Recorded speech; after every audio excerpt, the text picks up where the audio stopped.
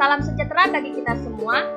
Di video ini, saya Yohana Jonika Bornenggolan dengan NIM 4203 121021 dari kelas pendidikan fisika C, Stambuk 2020, Universitas Negeri Medan. Di video kali ini, saya ingin menjelaskan materi tentang gerhana bulan dan juga gravitasi bulan. Yang mana video ini saya perbuat guna menyelesaikan salah satu tugas pada mata kuliah Ilmu Pengetahuan Bumi dan Antariksa dengan dosen pengampu Bapak Irfandi SPD MSc. Pokok pembahasan yang akan saya bahas pada video ini yaitu yang pertama, bulan, yang kedua, spesifikasi bulan, yang ketiga, gerhana bulan, dan yang keempat, gravitasi bulan. Baiklah, saya akan masuk pada pembahasan yang pertama yaitu bulan.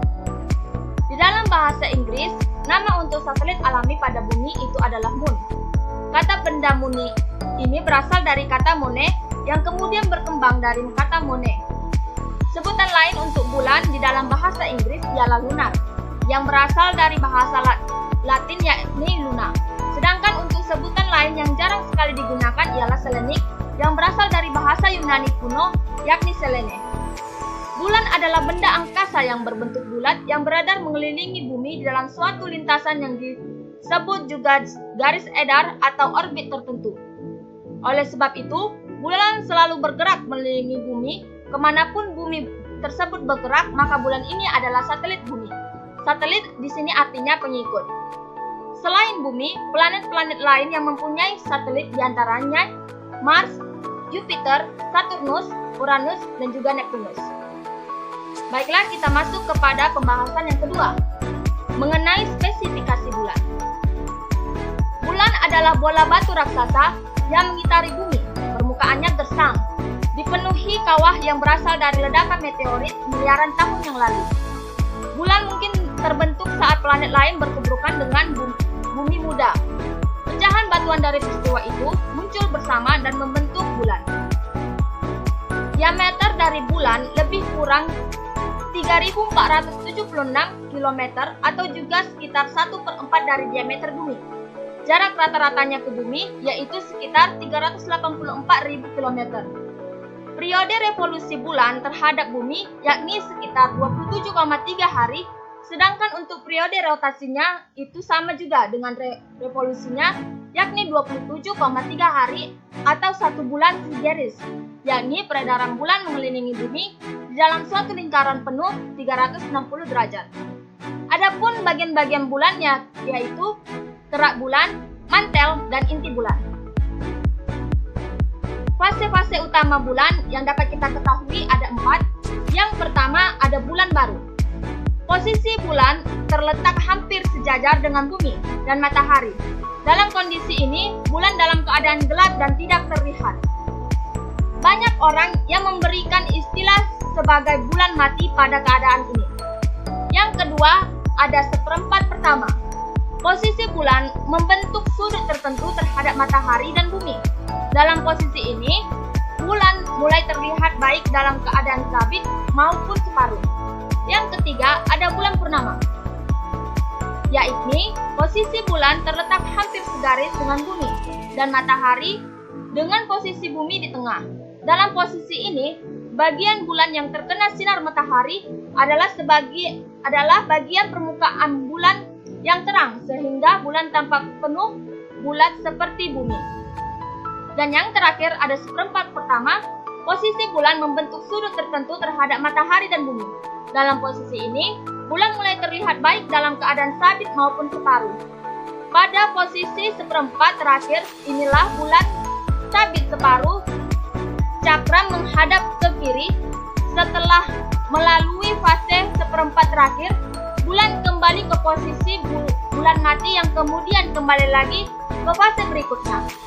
Kembalinya posisi bulan ke bulan mati merupakan pergeseran bulan dalam sistem penanggalan hijrah. Yang ketiga ada gerhana bulan.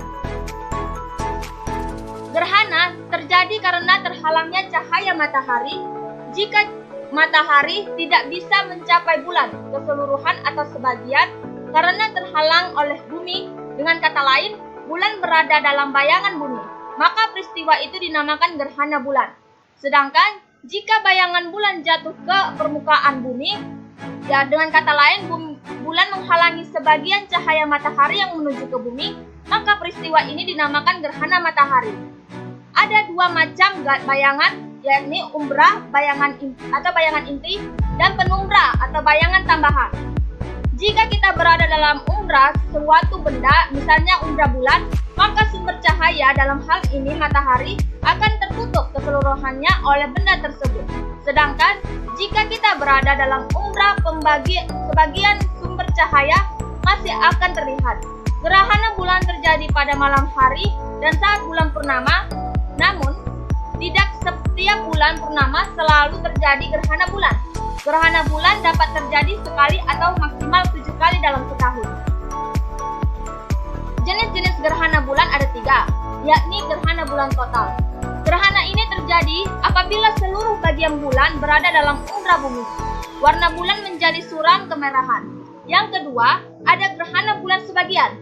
Gerhana ini terjadi apabila separuh bagian bulan berada dalam umbra bumi, sedangkan separuh yang lainnya berada pada pengumbra bumi. Bumi kelihatan bersinar sebagian. Dan yang terakhir ada gerhana bulan penumbra. Gerhana ini terjadi apabila seluruh bagian bulan berada dalam penumbra bumi. Warna bulan hampir sama dengan warna bulan yang cerah. Baiklah, kita masuk kepada pembahasan yang keempat, yakni gravitasi bulan. Bulan memiliki gaya gravitasi 1,62 meter per sekon pangkat 2. Fungsi dari terjadinya gravitasi bulan adalah saat bulan bergerak mengelilingi bumi dan berada dalam posisi terdekat dengan bumi, maka air laut akan mengalami pasang. Kondisi air laut yang pasang dikarenakan gravitasi bulan menarik air laut ke arah bulan. Jadi, hal ini mempengaruhi ketinggian ombak serta permukaan air laut saat itu. Ketika bulan purnama, air laut pasang dan cukup tinggi.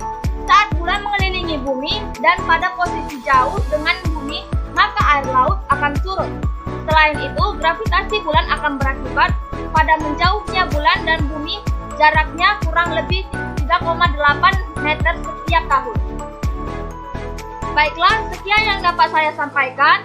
Semoga video ini dapat bermanfaat bagi kita semua. Terima kasih yang telah menonton video ini. Jangan lupa klik tombol like, komen, dan subscribe. Sampai jumpa di video saya selanjutnya.